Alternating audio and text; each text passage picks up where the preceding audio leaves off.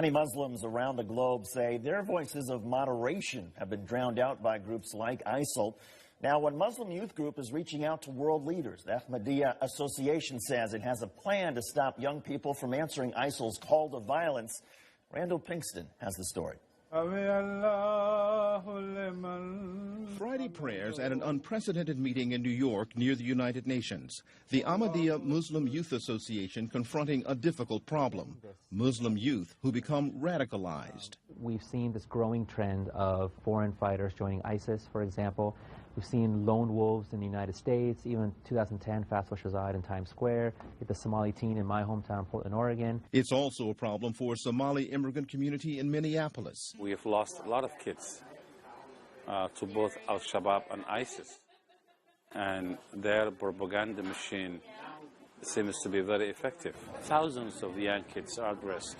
In New York, representatives of more than 30 nations, including the U.S., were invited to explore ideas and to learn from principles Ahmadiyya Muslims say have kept their youth safe.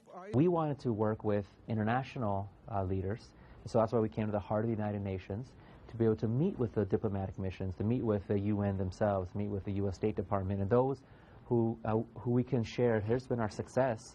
How do we replicate this now in countries around the world? Federal authorities estimate about 100 Americans have attempted to join ISIL. Some, like Douglas McCain, were killed in Syria. At home, the Tsarnaev brothers of Massachusetts are accused of the Boston Marathon bombings that killed Americans. I personally feel like it's an incident of completely just hijacking my faith, that it's something that means so much to me.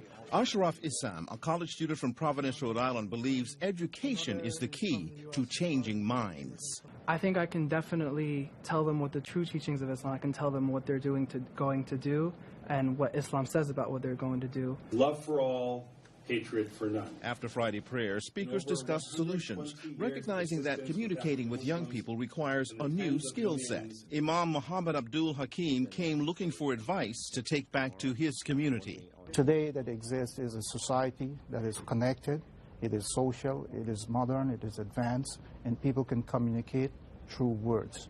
We do not need the guns and the swords to communicate with each other. They say the youth of the Ahmadiyya Muslim Youth Association understand that idea. The challenge is to convince other young men and women to reject the call to take up arms. Randall Pinkston, Al Jazeera, New York.